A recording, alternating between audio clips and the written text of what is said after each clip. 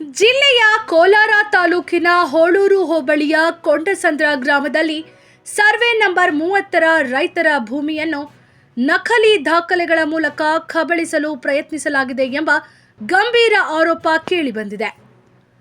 ಈ ಹಿನ್ನೆಲೆಯಲ್ಲಿ ಗ್ರಾಮಸ್ಥರು ಹಾಗೂ ರೈತರು ತೀವ್ರ ಆಕ್ರೋಶ ವ್ಯಕ್ತಪಡಿಸಿದ್ದಾರೆ. ಈ ಕುರಿತು ಅಂಬೇಡ್ಕರ್ ಸೇವಾ ಸಮಿತಿ ಕರ್ನಾಟಕ ಸಂಸ್ಥಾಪಕ ರಾಜ್ಯಾಧ್ಯಕ್ಷ ಕೆಎಂ ಸಂದೇಶ್ ಮಾತನಾಡಿ, ಕೊಂಡಸಂದ್ರ ಗ್ರಾಮದ ಹಲವಾರು ರೈತರು ವರ್ಷಗಳಿಂದ ತಮ್ಮ ಜಮೀನಿನಲ್ಲಿ ಕೃಷಿ ಮಾಡಿಕೊಂಡು ಜೀವನ ನಡೆಸುತ್ತಿದ್ದಾರೆ.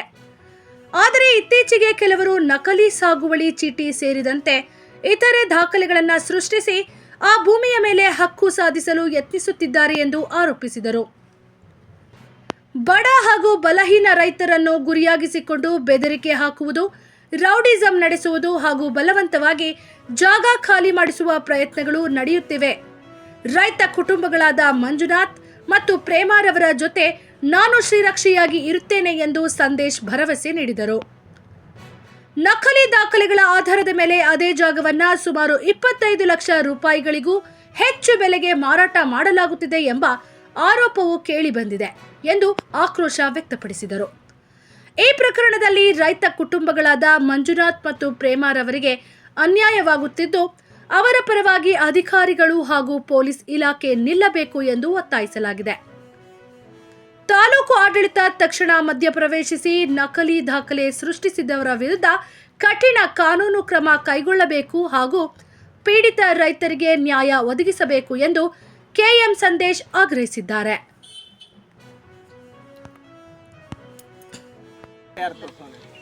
ಈ ಕಡೆ ನಂದು ತೋರಿಸಿದ್ರೆ ಅವನೇನು ಕೊಡ್ತಾನೆ, ಅಲ್ಲ ನಂದು ಅಂತ ಅವ್ನು ಮಾಡೋದು ಅಂತ ಅವಂದು ಅಂತ ತೋರಿಸಿ ಉತ್ತರಕ್ಕೆ ನಾರಾಯಣಪ್ಪ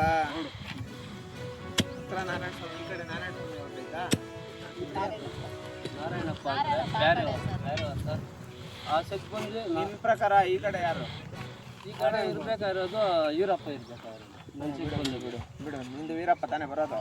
ಯೂರಪ್ಪ ಬಿಡು ಬಿಡು ಬಿಡು ದಕ್ಷಿಣ ಏನು ತೋರಿಸ್ಬೇಕು ರೋಡ ದಕ್ಷಿಣಕ್ಕೆ ಇದು ರಾಧಾಕೃಷ್ಣ ನಾನು ಮಾಡ್ತಿರೋದು ಪ್ರಕಾರ ಅವನ ಪ್ರಕಾರ ಅಲ್ಲಿ ಆ ಕಡೆ ತೋರಿಸಿದ್ದಾನೆ. ಬಿಡು ನೀನು ಬಿಡಪ್ಪ ಯಾವ ನಾನು ಬಂದ ಫೋನ್ ಮಾಡು ಮಾಡು ಇಲ್ಲಾಂದ್ರೆ FIR ಮಾಡಿ ಅವ್ರು ಬಂದರೆ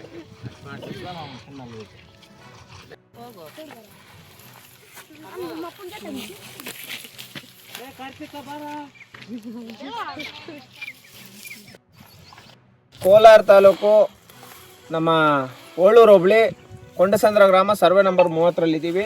ಈ ಜಾಗ ಸುಮಾರು ರೈತರು ಈ ಗ್ರಾಮದಲ್ಲಿರೋಂಥ ಸುಮಾರು ರೈತರು ಇಲ್ಲಿ ಬೆಳೆ ಬೆಳ್ಕೊಂಡು ಜೀವನ ಮಾಡ್ತಾ ಇದ್ದಾರೆ. ನೋಡಿ ಇವರೆಲ್ಲ ಈ ರೈತರು ಇವ್ರಿಗೆ ಏನು ಮಾಡ್ತಾರೆ, ಕೆಲವರು ಈ ಬೇರೆ ಬೇರೆ ಕಡೆ ಜಮೀನುಗಳೆಲ್ಲ ಒಂದು ಡೂಪ್ಲಿಕೇಟ್ ಸಾಗುವಳಿಗಳು ಮಾಡ್ಕೊಳ್ಳೋಂಥದ್ದು, ಒಂದಷ್ಟು ಜಮೀನುಗಳು ಬೇರೆಯವ್ರಿಗೆ ಮಾರೋದು, ಮತ್ತು ಚೆಕ್ಬಂದಿಗಳು ಡೂಪ್ಲಿಕೇಟ್ ಮಾಡ್ಕೊಳ್ಳೋಂಥದ್ದು.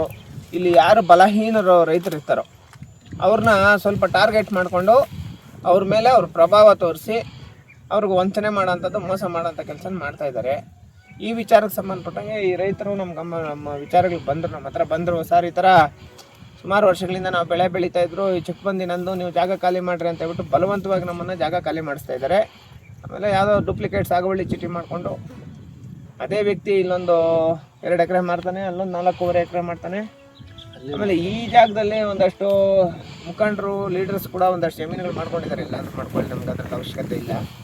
ಬಟ್ ನಾವು ಹೇಳೋಂಥದ್ದು ಏನಂದರೆ, ಬಡವರು ಪಾಪ ಬೆಳೆ ಬೆಳೀತಾ ಇರೋಂಥ ಬಡವ್ರನ್ನ ಅವ್ರ ಮೇಲೆ ರೌಡಿಸಮ್ ಮಾಡೋಂಥದ್ದು, ಅವ್ರನ್ನ ಜಮೀನುಗಳು ಖಾಲಿ ಮಾಡೋವಂಥದ್ದು ಇದೆಲ್ಲ ತಪ್ಪು.